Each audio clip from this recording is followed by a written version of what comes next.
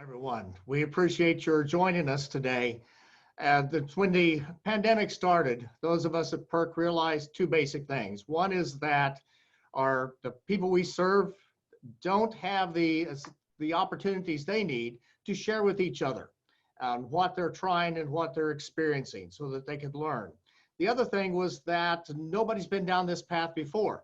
All we have is what we're going to try next, and we learn from that and try to share that. So we launched these webinars to give people opportunities to address those two issues.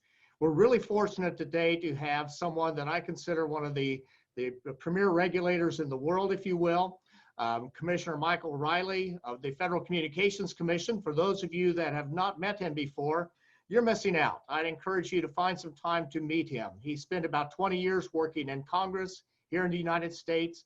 He's been with the Federal Communications Commission now for 7 years. And Commissioner O'Reilly, welcome here, and I'm going to jump right into it. Well, thank you, Dr. J. I really appreciate the introduction and happy to answer any questions or jump right in. All right, so the first thing is we've had people express a lot of interest in what the FCC is doing now, specifically with respect to the pandemic. So could you give us a summary of what kinds of things you're doing and what you're learning along the way? So I have to start with the most basic premise, and that is that the agency is led by the chairman. I'm not that person. My good friend Ajit Pai is the chairman, and he's doing a wonderful job. And I recognized long ago that only could be one chairman in a crisis moment. So I've tried to step back a little bit in my role while following everything closely, but there can only be one voice for an agency that also has to interact with the other rest of the federal government. But Chairman Pai has led an enormous effort on a number of different layers and levels to provide relief and regulatory options for those that we oversee so they can meet the consumer needs, they can meet the consumer demands, or address consumer problems. So for things like increasing the amount of spectrum available, we've allowed carriers to share spectrum with other licensees with their cooperation. So much expanded how much a portfolio they have in a particular market, really extend the services that they can offer, the speeds, the latency, the capacity in those markets. We've done a ton of work on giving flexibility to our wireline providers and our competitive industry so they can meet out demands that they need and provide regulatory relief for those that may be coming up on deadlines and obligations at the commission to make sure that they're not caught crosswise with things that we may be doing. And then lastly, I would say we've also had to adjust our internal processes. Almost everyone at the commission is working from home. I imagine the number of people going in is probably about 50. I've been out a week before the commission officially closed the doors or fairly closed the doors. And so we're all working remotely, working collaboratively. We did our meeting, our monthly meeting via teleconference call. And we'll see how we get to do our April meeting. But the work itself hasn't stopped. We're still addressing the issues we hope to do, have a full agenda for the April meeting, and tackling the issues that everyone would expect us to.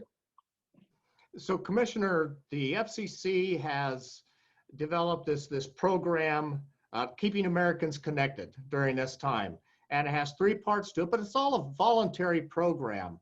Right. Describe how that's working. Well, first describe exactly what it is, but then how well is that working and how do you know how it's working? Well, it is a voluntary program that the chairman has reached out to, every single trade association, every single member in between to see if they would cooperate and work through. There's a number of different tiers as you talked about it. One is addressing the consumer problems they may face in terms of economic upheaval. How do you address things like disconnects or bill payments or things to that nature as just monthly things that you would deal with. 2 is how do you deal with the resources and the collaboration between different entities. And so those things are really difficult, and the chairman has really expanded the scope, and the number of participants have grown extensively. We're in the hundreds upon hundreds of carriers and providers and operators that are willing to make the pledge and keep America connected during this difficult time. And so I'm very pleased with where things are. You see our carrier numbers are relatively high in terms of the capacity, but they're surviving very well and handling the needs of the American people, which is a little bit more diverse. We're obviously located, I'm in my bedroom, or we're located more in our home situation rather than having high capacities in inner cities at the moment. So the carriers have adjusted in terms of the ISP universe, in terms of the wireless side of the equation. So it's been very impressive where things are, and I really appreciate all the good work the chairman has done on this. So what are you hearing from people out in the field as to what the customers are experiencing, what the carriers are experiencing? What are their thoughts on how it's going? The message I've received multiple times, and the chairman has added to this point, is that the networks are handling the capacity, the needs very well, which is not a surprise. They've built in to handle the peak number of minutes, and in terms of the wireless side, or in terms of the broadband side, in terms of the capacity was expended. So nothing is surprising in that front. We're hearing, though, is, the problems that we've had before are always with us. Those that don't have capacity, those that don't have broadband today, those that don't have adequate wireless coverage are having very difficult times trying to remain remain able to communicate with their loved ones, or to get the necessary information they may need. And you see that other places they normally would have relied on, whether the hotspots in a community, some of those have closed, and that's been problematic. So we're very aware of this, and that's why the chairman and I and the team at the commission have worked extensively to build out broadband. We've invested multi-billions and will continue to do so. So it's the highest priority of the chairman's and mine as well. So one of the questions we've already had from the audience, I'd like to just go ahead and ask it, because it relates to exactly what you were talking about, and that is the hotspots. Some countries are struggling with the public hotspots. Should they close those to discourage people gathering together in close proximity? Should they keep them open? If they keep them open, how do they ensure the service is adequate? What are your thoughts on that? What have you seen being done? Well, I want to be mindful of what the health professionals advise and what the public leaders provide information on what works best. Each community may work a little different than others. I know in parts of Virginia, it's probably a little different than on the West Coast or in the heartland. So I want to be flexible on that issue. But what I'm hearing is that you outlined it, that in some instances, the hotspots have been critically important. In others, they've led to some problems. We've had problems in Virginia and DC area because people haven't been social distancing as they should be. We've had a number of issues. I saw today, they're talking about closing the monuments. They're trying to discourage people from getting together. So there are issues with trying to flatten the curve. There are issues that the hotspots can bring. But when we talk about hotspots, kind of two different things. One is like the public hotspots that where communities can serve, and then there's the individual hotspots that try and serve a smaller universe. Okay. One of the issues that also comes up in some of our discussions, we've had a number of webinars so far. One of the issues that comes up is what should be a regulator's basic response? Is this a time when regulators should step in and take more command of what the service providers are doing?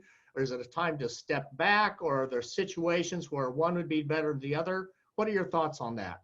Well, I would answer from my perspective that it's a little bit of both. It's one, wanting to know and have as much information as possible. So, and the chair has been very good at this, is talking and communicating with all those entities to make sure that they have a full picture of what is happening.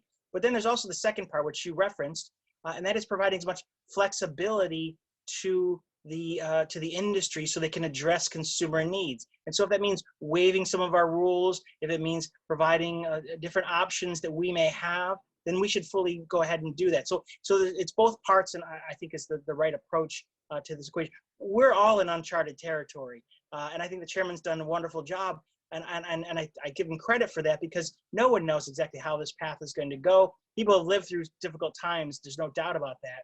But I'm just mentioning, we have no idea when this is going to end, and so we were trying to figure out how to balance those needs. When you talk about the connected pledge that Keep America Connected, there will be a point when that becomes an issue financially for providers to keep the rolling basis. That's money they are counting on for a number of different instances. So we're mindful of that. And you're just trying to get as much information as a regulator to make the best decision possible. That issue of the financial impacts on the operators comes up quite often as well. How you're keeping your finger on the pulse of that, and what do you see as the regulator's role in watching the finances and trying to influence what that might look like? Well, I think it's a very big, important issue because as much as we appreciate and much as I appreciate all that the carriers and providers and all the different entities in the communication space have done so far, I'm also mindful of what it means for their bottom line and their ability to survive going forward.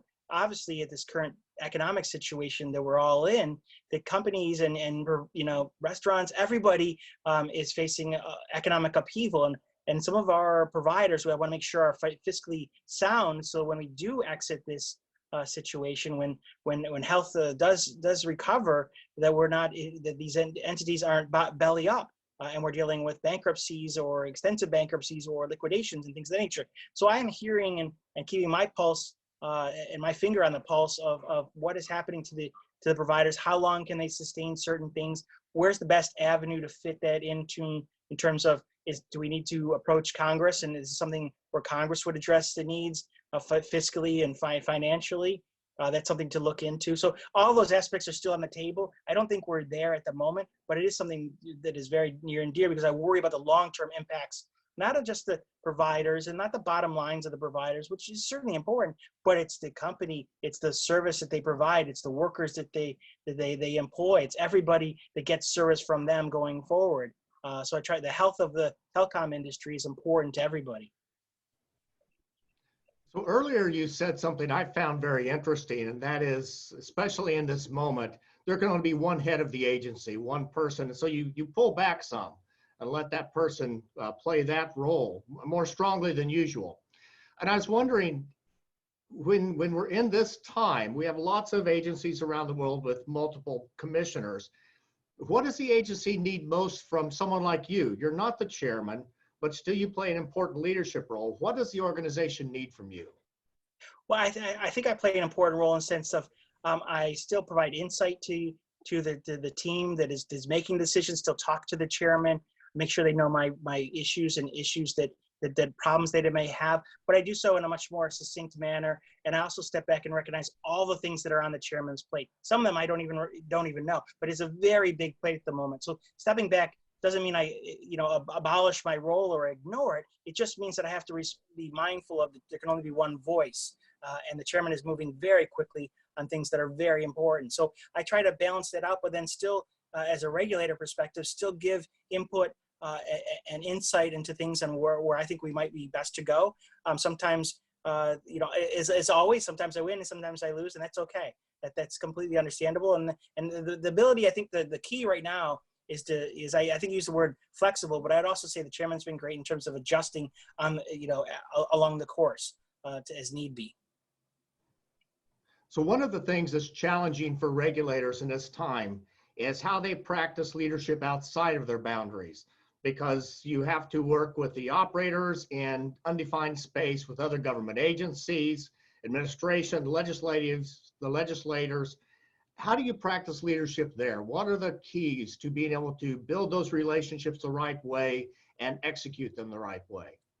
Well, I think the answer is somewhat similar to, and I want to be mindful of this, but it's similar to how I would view a lobbyist. And the best lobbyists that I knew in my old job, 20 years at Capitol Hill, were those that were talking to you and educating you when we weren't in a pandemic. They had done the legwork and it informed you what was happening. And that's what I've done in my time at the commission, 6.5 years. I've tried to work with Congress and the leaders in Congress to educate them on certain issues that I may be attuned to, that they may not have focused on, or as things come up, or as language is developed, and particular a text is presented, how it may be implemented by the commission to make sure it meets what they're exactly intending to do. And so I provide my insight along that. My staff and I have been very active on that front, making sure we're not running crosswise with the chairman and his team. So all of that goes into, it's having those relationships and having that conversation beforehand. And hopefully most people around the world have done that. They're not new to this. They know exactly who they're talking to. And they can provide expertise that certainly on points, the delicate points that the legislators aren't expected to know and shouldn't have to know. And that's why they count on us for that purpose. So you've talked about something that is really critical when you're having multiple levels and interactions of leadership across organizations, and that is the communications. What do you see as kind of the key things to be communicating about Now you have to do it electronically. What's different about having to do it electronically versus other ways that you may have done it in the past? Can you describe kind of the best practices there, at least as you're experiencing them? Sure, I'll give a couple key things that I've been trying to focus on, and others may disagree or agree, but I think it's one, and maybe this is good, business sense in general, but it's just being succinct. There are so many things going on at the current time that if you've got a point to make, just get it across as soon as you possibly can, in as little words as you possibly can. That's what I like to text if I can. I like to email if I can, and get the point across as soon as as soon as possible. And then two, it provide frank information, frank viewpoints. It is not beating around the bush. It is providing an honest assessment as you see it, and then respecting the outcome. As I said, we talked to legislators and who are making decisions on the fly, and things are made. Huge decisions are being made on a weekly basis, and you want to provide insight. But then when they make a decision, you have to respect it and move on. Right, we've had, that concludes my formal questions. I'm going to look to our audience now, and we had a question come up asking about what the FCC is doing for people who are underserved or not connected at all. I know you've got some work going on in that space. Could you elaborate on that? Describe what's being done. Well, absolutely. The chairman has tried to work within the boundaries of a law, a statute that governs our operations. So some things that people would like us to do, we're limited. And that's something that Congress can look to change or not change. That's up to them to do. But in some where we've had an option, we've been able to expand some of our subsidy programs to provide additional money in our telehealth sector, for instance. We also have a new telehealth program we're standing up because Congress authorized it and provided new money for it. So there are instances like that where we've been able to be very aggressive. Telehealth really important at this time for being able to have the information. You can communicate with your health care professionals without having to expose anyone to potential issues that may be facing. So that's something we've we've worked really hard on making sure that our broadband providers have the real subsidies they need. And on the E-rate program, which I know some people know about, others may not, but that's a program that exists to provide schools and libraries funding. And we've been trying to figure out how much flexibility we have, and things that quite honestly, some of it's limited. And that's something for Congress to consider. So we have expanded the boundaries I think the chairman has done a wonderful job, expanding as far as he possibly can, but then also respecting what Congress has decided in the past. So one of the conversations that we hear around the world, this is related to the question we just had, is that some countries are concerned with the financial consequences for the internet service providers, that they're going to end up in a lot of situations where there's only one provider. It's a now monopoly provider because someone else didn't survive. And then it raises to people's minds should this be a public utility? And I know that you've made a very clear decision on that for normal times. What about in these moments? And will there be isolated situations where maybe that is utility service, but not someplace else? I still don't see going forward where we're going to make it a public utility in the United States. The broadband service will become a utility. I think the providers are doing a wonderful job in trying to financially motivate and handle the future path that they're on. We'll have to see how things develop. In some instances, I respect that we have parts of America that have only one provider, and we do try to make sure. My first goal is to get access to everyone.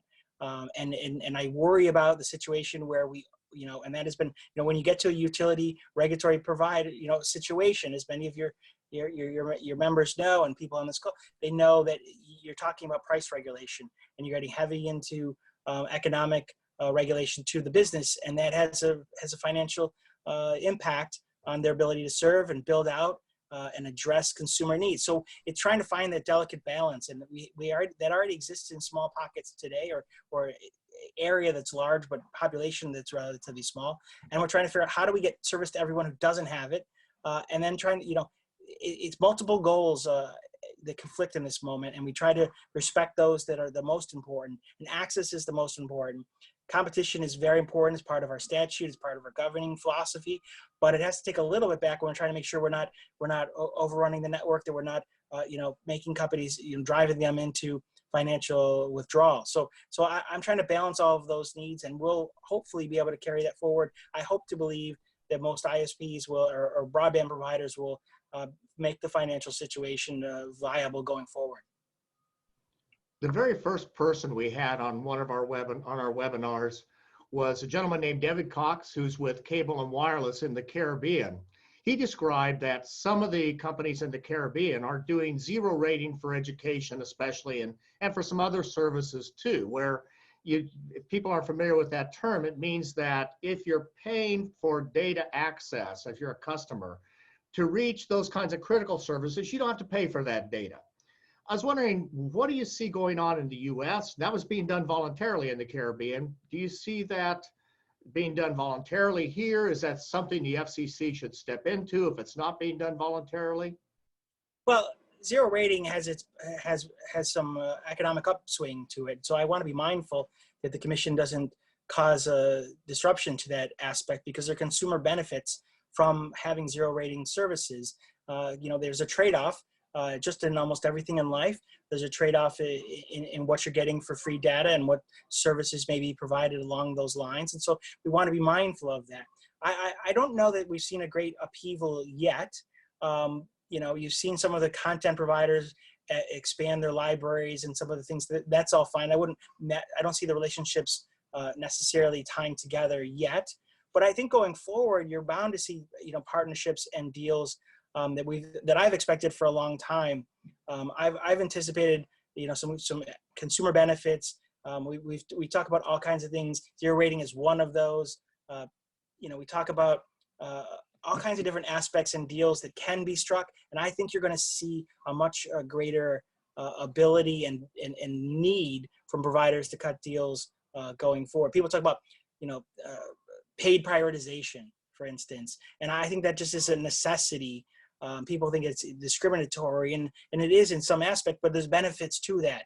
And so I'm mindful of that. And I've been harping that the government shouldn't close down that route, because there are benefits in certain applications that we want to be supportive of versus having an absolute ban across the board. So there are going to be relationships, and I think that they can be beneficial for consumers. We ought not just lock them out overall. So you've talked about the legal constraints that you face. There are things you cannot do outside the law. And indeed, based upon, I'm an academic, all the academic research says that a regulator following the law is critical for good investments to be made. But maybe there are times when you want to step outside the law, and so you find legal ways to stretch what you would normally do. What are your thoughts on that? How do you know if this is one of those times, and how you'd go about working with people to do it or decide to not? Well, look, I think I have, and I think the chairman has, and I think the FCC has a good reputation with our legislator. The U.S. Congress and the members there have been very receptive to different ideas we have. They don't always agree, but they're very receptive in hearing. So I try to stay within the boundaries of the law. I know people like to push. Many different instances in the past. I've been part of those efforts and watched other people try and push the law, and the court system hasn't approved, or the legislator legislative body hasn't approved, and that upheaval is incredibly problematic. There are things that I think we may be able to do in some instances, and there are things where I think we can't do. And in those instances where I can't do, but I agree, then I do explain and talk to the legislators and talk to former employers and former staff friends of mine and say, okay, I don't think we can do this, but maybe there's something you may be able to do if you're of some mind. And that's something for them to consider. My job is not to write the statute. That was an old job I had, and it's not in this role. And so I try to be mindful of what they've already decided. Sometimes there's a little flexibility in the statute, and you want to be mindful of that and be able to, you don't push the boundaries too far, but the language was provided by, in our instance, U.S. Congress to give more flexibility, and so we can do some certain things. In others, the language is pretty prescriptive, and I want to be, a hold to that, and then go. And I'm not afraid. I don't think it should be, a penalty to be, working with the Congress to try and get things to change if they're so of mind. So one of the challenges we see a lot of countries facing right now is that government revenues are down just like operator revenues are down. And so we see some that have decided they would like to impose extra taxes on broadband. How do you work with lawmakers, work with the administration in the case of the United States to think well about that issue, that Yeah, should you be raising government fees to kind of help the government's finances? That then puts in peril perhaps the operator or the customers if it passes directly through to them. How do you work with that issue? It's incredibly tough, and I recognize that localities and states are going to be financially challenged going forward. But the obligation from me and my perspective is to share that I believe that including new taxes on broadband services or wireless services or whatever the circumstance will be is only going to depress the offerings that they have today. It's only going to make a more stagnant industry going forward, and it may put companies in financial peril that we don't want to happen. And so I have to highlight that we've known for a long time that cost matters in broadband services, and we know that any little extra penny has an impact on somebody's decision. And so new taxes depress deployment and adoption rates, and so I work really hard to get deployment up, to get service out to everybody. And then we want to make sure that adoption follows and the people are willing and able to subscribe or sign up or take advantage of the offerings. And so every little dollar that someone wants to take from every penny, everything that goes into the bill has an impact on adoption. And that really matters at this incredibly important time, and will matter after the fact when we're talking about the survival of the companies going forward. So one of the questions we've had is from someone in the developing country, and they're trying to figure out how they work with local communities. And it's not so much in terms of access, but information. So what are your thoughts, what are your experiences on passing along the information you have to people in local communities? And then how do you also receive and learn from them? Because you're setting nationwide policies and actions that affect all these different communities differently. Well, in fairness, it's a little difficult to take this one, very important time and moment in time, and things are happening, instantaneously, and put that under a microscope. But I would say, except for the last 4 weeks or so, I was communicating with, many different entities outside of Washington, D.C., learning the experiences that they may be having, things that they may be facing, the services that they may not have that they would like to have, and what's happening in the marketplace. So that was something I think is incredibly important. Keeping a finger on the pulse of what's happening, having those communications, trying to learn from them. Where we've recently had an item in the U.S., the FCC, to deal with information sharing during crisis moments. This is being one of them, kind of similar circumstances. And I want to be mindful of how much information we provide through a number of collection mechanisms we have, that the information not be carrier specific, that it be more autonomized, so it's not to provide harms to any particular carrier. So it's how do we protect that information, that when we do share to a state or local government, it's not passed on through the chain, that it not lose some of the ability to protect the confidentiality and the competitive interests of providers. So it's balancing those things out. I think it's incredibly important to continue to share information. I have a mixed bag of relationships with different localities. It depends on the circumstances. Sometimes we stand shoulder to shoulder, and other times we've been in fisticuffs. We've had difference of opinion. That's okay. That's part of governing and trying to make the best public policy we possibly can. We also have a question from one of our colleagues in the Caribbean, and it goes to the issue of how does the FCC work with regulators from other countries. The particular context here is that a lot of the Caribbean economies are dependent on tourism, and when the Europeans and the Americans and people from other countries all show up, we expect broadband to be there. How does the FCC, if at all, work with countries to help them in the challenges that they're facing? Well, it's a very broad effort. It's not just something focused by the FCC. It's something we work with our partners at the Department of State. We work in international forums such as ITU is very aggressive on these issues. So there's a number of different mechanisms and avenues where we try to promote cooperation and collaboration between the United States and other nations. And we have a number of delegations that come to the United States. The chairman has met with many. I've met with many over the years, and we try to, figure out whether they be one-on-one or they be multilateral agreements that we deal with and are able to work with partnerships going forward. And we just came from the world, the ITU at the end of November and tried to work through a couple different issues there in terms of spectrum policy. So I've gotten to know a great deal, a number of foreign regulators and entities that govern spectrum policy there. And so we do travel internationally to try and understand. I know the chairman's been throughout the Caribbean and the United States, and the FCC, the International Bureau has traveled as well and works very well with the different entities to try and build relationships. And the point is very well taken. Tourism is incredibly important. It's important to almost every state in the nation. If it's not one, it's two in terms of the economic and benefits that it brings to a particular state.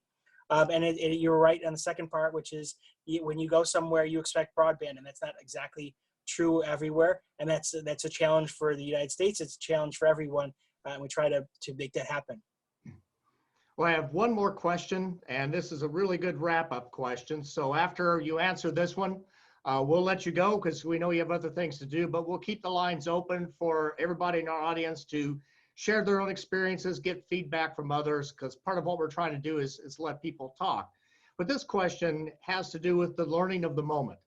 What is the FCC doing to learn from this situation, to learn from what's going on, to help prepare for another emergency in the future, but also just to identify what are some weaknesses in the institution or the policies that you might have not seen otherwise, and you might do something about for kind of a more steady state or more regular set of operations? Well, it's a very good question. In all honesty, that the chairman has a lot on his plate, and so living through the moment and making those tough decisions doesn't give you a lot of time to look back and examine everything. But I do anticipate that God be willing, we exit this situation stronger, in a better position to have us an opportunity to look back and see what worked, what didn't work, just like we did after in the United States, the 2008 financial situation, where I lived through the moment in writing legislation and working on different pieces, and afterwards we knew that program didn't actually work as we intended. These two worked very well. We could have put more money on those. I think that's what we'll have. We have to have a deep introspection after the fact, probably many months to years after the fact, to have a full picture of what really helped, what didn't help. Some of these things are still in the moment. We don't know the timeline for the pandemic, and we don't know how long we're going to be in it. So some things that may look like they're working now may fail over time, and others may step up. So it's hard to do at the moment, but I'm very mindful of the need to do it after the fact, while keeping things fresh in my mind. So I certainly appreciate that. And I want to thank you for this opportunity, Dr. J. It's been a pleasure to be your friend in these issues for so long. I look to continue to work with you and anyone else. My door is always open going forward. If I can be of any assistance, I'm reachable on the FCC website. I'm happy to help in any way I can. I thank you so very much for your hospitality and look forward to talking to anyone in the future. All right. Well, thank you very much for taking your time, the work you're doing for your and my country, and for sharing with all of our colleagues around the world. This has been invaluable. Thank you very much. God bless. Thanks so very much. Hey, Rebecca, I'm going to turn things back over to you to explain to people what our process is from here.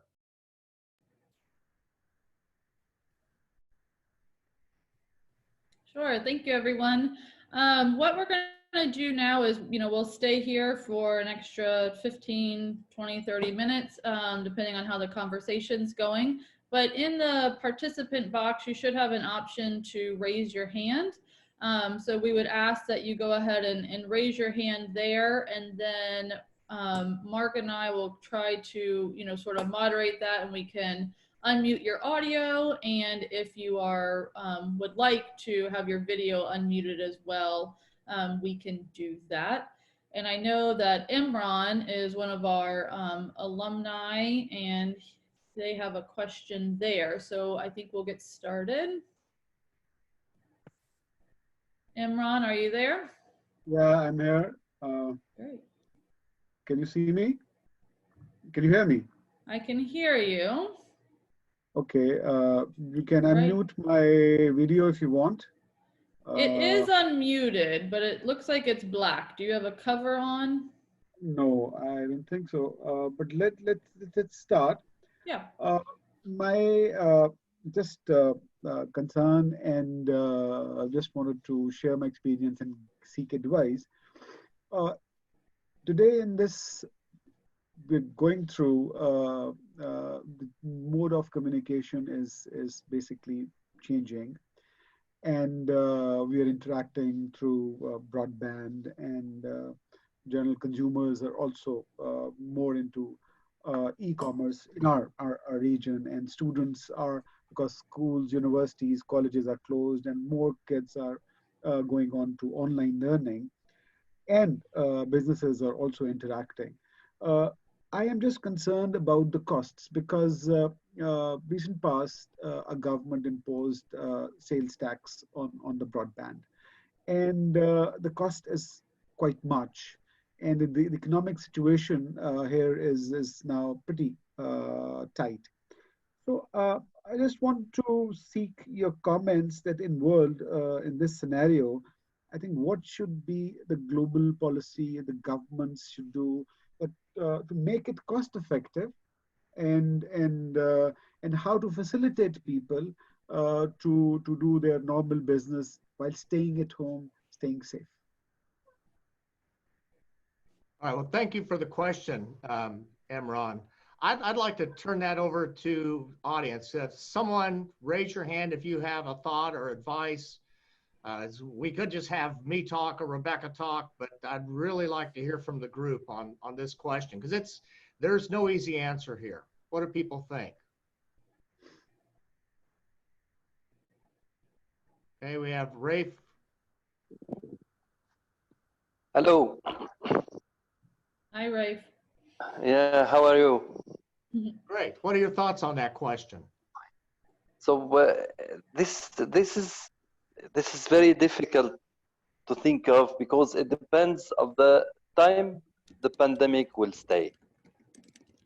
So as long as it will take long time, we will face the problem, and we need to look at what our friend is saying. Mm-hmm. Yeah, for the time being, there is no yet any I think any vision on how long this will stay, and this will put more and more pressure on the networks, on people, on everybody, for to to find solution for these problems.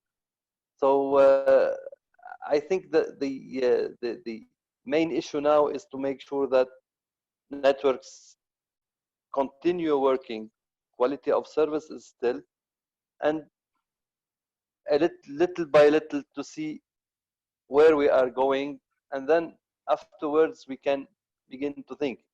So here in Lebanon, it depends also on the type of regulatory systems in each country. But for example, here in Lebanon, we are looking at the zero rating for students and sites that are used for students and uh, and the learning issues.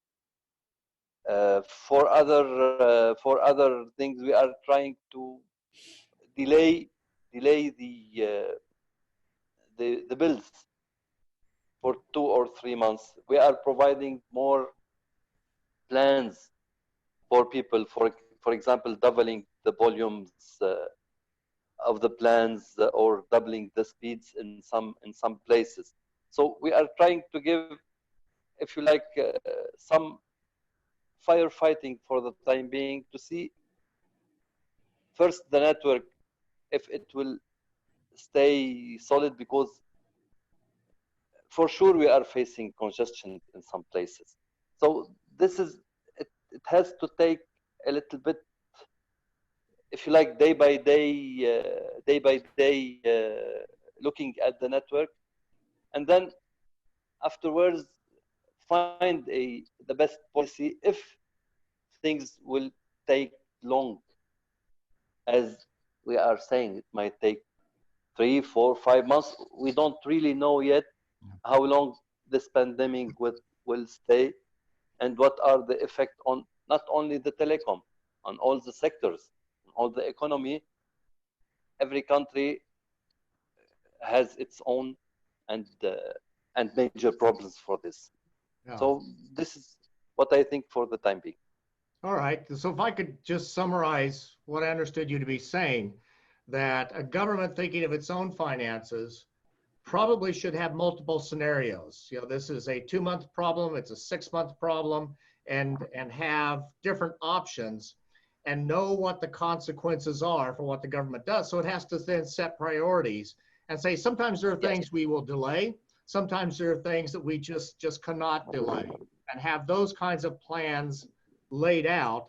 Also understanding, though, that the service providers, not on the government's budget, are essential for customers as well. And so we want to think very carefully about where the government might be seeking revenue.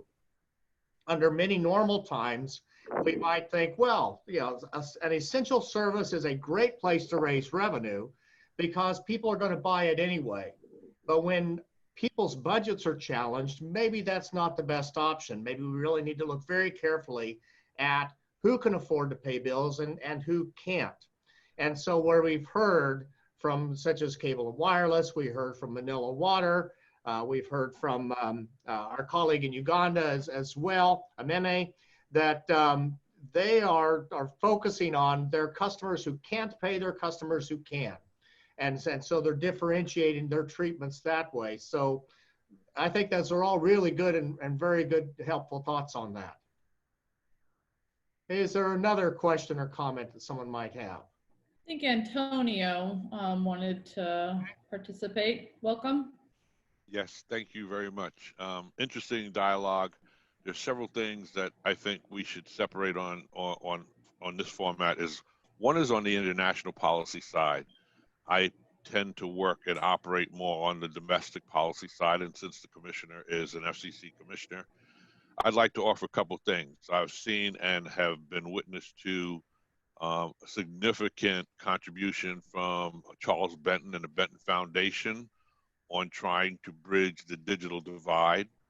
Many of these things can be divided into availability, which I think is a false statistic, affordability, which is a better statistic, and then whether or not, in terms of being able to pay, people are means tested or means eligible for social programs, and such as E-rate being available to independent at-home learners versus having access to E-rate structures at the public libraries and schools. So we have a completely new educational dynamic in play today, and I've not seen the major contributors other than making statements that we will postpone.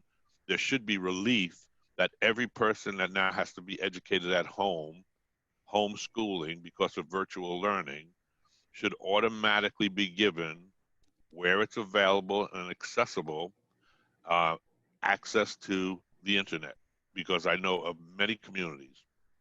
I'm in the suburb of Chicago.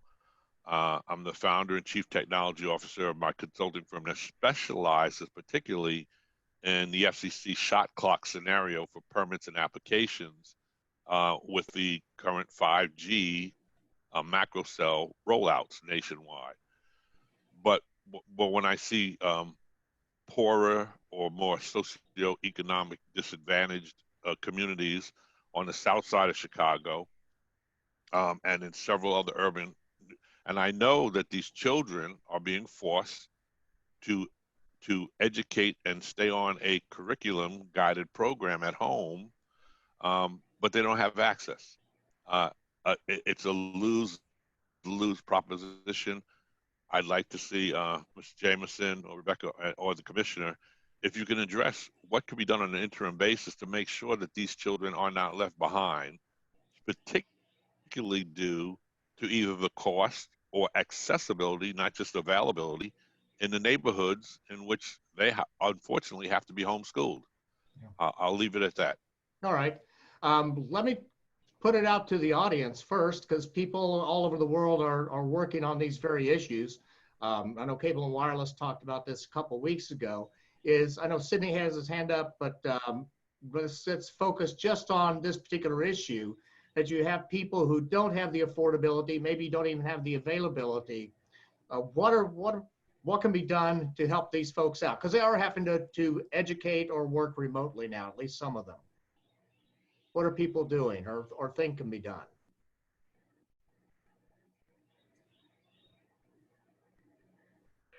Yes, good day to the folks out there. I have a little input in that. In the Caribbean, that's where I'm from, St. Martin. We are looking at, in terms of reducing the overall cost and making accessibility to those that doesn't have internet on a regular basis, especially for e-learning and other factors that in the daily lives they would have got off their house and go to that particular location and so forth, whether it would be supermarkets, getting groceries and those type of things. What we are looking at here in St. Martin is maybe, well, not maybe, but imploring the internet exchange to be more active and keeping that data local as much as possible by reducing the cost. Because normally, when we get on the internet, it's coming from abroad and it leaves from St. Martin, goes to Miami and comes back. That's on a daily basis for everything that we do. And now that the demand for especially the education part of it, where the schooling is local and everything is local, the data still goes off island and comes in, and it's a cost to it. And it will be somewhat unfair to tax the operators even more than they are already, and seeing that the revenue stream will become less as time go by, the longer this thing lasts. We are trying our best now to see how fast and how viable will our local internet exchange be able to handle the local traffic, keep it local as much as possible, especially where education is concerned and even some e-medicine as well locally. So you have people that who are quarantined home, they can be in contact with their physician or the medical services as it relates to their daily check-ins in terms of the status of their illness at this point in time.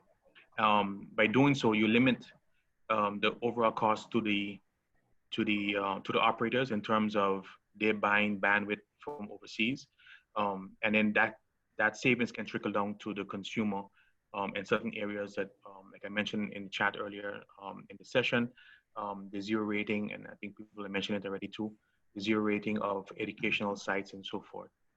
As it relates to connectivity for those who don't have connectivity on a regular basis, as is, and now with the pandemic even worse, some rollouts of free Wi-Fi access points through the communities that are underserved, number one, and have a mass majority of people that are do not have connectivity on a regular basis.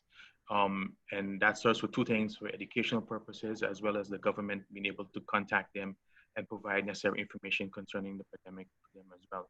The rollout is a little difficult because we still are depending on the service providers to be on their goodwill, so to speak, to provide that infrastructure for free for this period of time. And then eventually we will see how that can be a structured thing there, where you can have a sort of emergency network in place in case of situations like this or other natural disasters. Because we live in a hurricane belt too as well. So every year we're faced with the potential threat of a hurricane. So this network can also be served for those purposes if a hurricane does strike the island. All right, thank you, Sydney. I think Danette has her hand up. Yes. Good afternoon, everybody. What I've seen happening here in Jamaica is something similar as well. It's increased partnership between the service providers and the institutions, such as the universities, where we're moving a lot of our classes online. And even with the high school and primary schools, what we have is partnership between the government and the service providers through the Ministry of Education to create special packages for these areas. So that's kind of works nicely in that the cost is reduce significantly, and in some cases free, for our students to be able to access. The challenge would be internet penetration, where they're in the more rural areas. Those students would be at a more disadvantage. But for the most part, what we do have happening here is increased partnership between our two main service providers, the educational institution and the government through its Ministry of Education. And that seems to be working well. All right, thank you. Other thoughts? One of the things that Antonio mentioned that had not come up in our discussions before was if there are other institutions that could be helpful in this. He talked about working with the Benton Foundation. It's been years since I've communicated with them, but there you might find some foundations like them that are going to be very helpful. We have reached out to the Gates Foundation, and with respect to water anyway, to see if we could have a discussion with them here, because they are reaching out to countries to help with sanitation issues. And maybe there's some space to be worked on there. I don't know what else they might be doing that'd be helpful in infrastructure, but there could be some organizations like that that you might find helpful. All right, other thoughts or questions or comments? Examples. Sydney again. Yes, in regards to your statement that just made just now in terms of how can we collaborate other organizations, institutions during this crisis, and some of the names of the organizations that you mentioned, and looking at what they do, isn't there? I can imagine from the organization standpoint, wouldn't it be? Because this is a new domain for everybody at the moment, you know. The infrastructure itself has not been damaged. It's just the people that run the infrastructure, that use the infrastructure are affected. In my experience on the island in the Caribbean and stuff like that, when we have natural disasters or infrastructure is damaged in terms of telecommunications, there's organizations like the Emergency Telecommunications Task Force out of Europe. I think they work along with the ITU and the UN, and they provide infrastructure on a short-term basis to affected areas. And they do this also for not only for disasters, but also for humanitarian reasons as well. And again, because of the infrastructure being taxed so heavily. I'm wondering if those organizations would see or recognize the request for help in a situation like this, where they're seen from a distance, oh, but there's nothing wrong with your infrastructure. It's just a matter of people being able to afford the connectivity to it. I don't know, maybe I'm seeing it wrong. I'd like to get your thoughts on that. If that perspective makes any sense in terms of approaching these organizations. Yeah.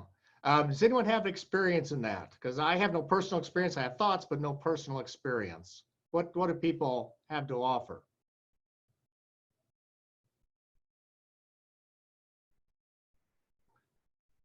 Well, I do think it's certainly worthwhile to try. We are reaching out to the International Telecommunications Union. It's on my shoulders to do that, and I haven't gotten it done yet, to get their thoughts on expressing these webinars. So maybe that'll be of help down the road.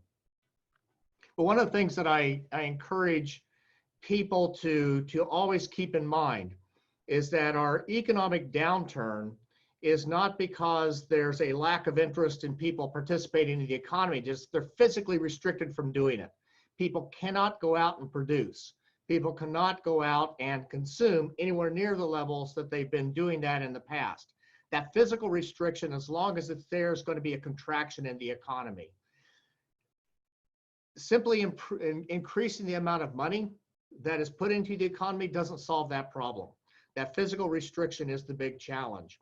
And so thinking in those terms, what are the ways that we can substitute for that? That's what telecommunications is all about, trying to work that as a substitute. What can we do to make sure that the economy can thrive back once those restrictions are lifted? Because an economy works on relationships. If the relationships have been damaged, then the economy does not come roaring back. It comes limping back. And so keeping that in mind, keeping the basic mechanisms of the markets in place as much as you can. Those are all important too.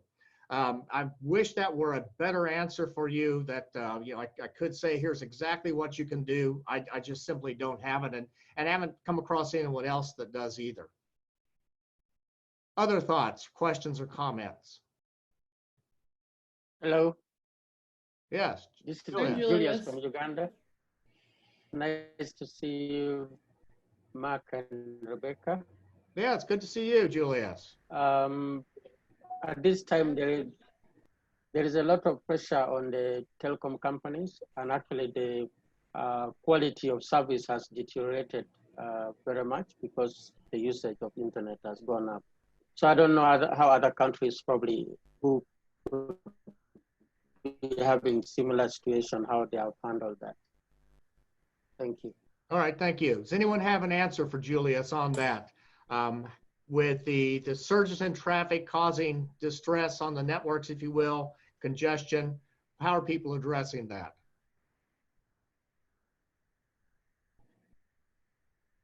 Well, I can offer two things, Julius, that I've noticed people doing. One is what the European Union has done. They've experienced something similar, and they have gone to some of the people who are consuming lots of the bandwidth. It's largely the video providers, and asked them to decrease the quality of the videos that are being transmitted, just to help out with that regard. My guess is that's probably already been done in Uganda. Maybe the request has been made or not, but I suspect that the quality of the videos has already been changed, because a lot of them are doing that without being asked. The other thing is that I've heard of companies doing is reshaping how they're providing service. And this is the internet service providers themselves, that we've designed our internet services based upon kind of a normal life, at least what seemed normal to us.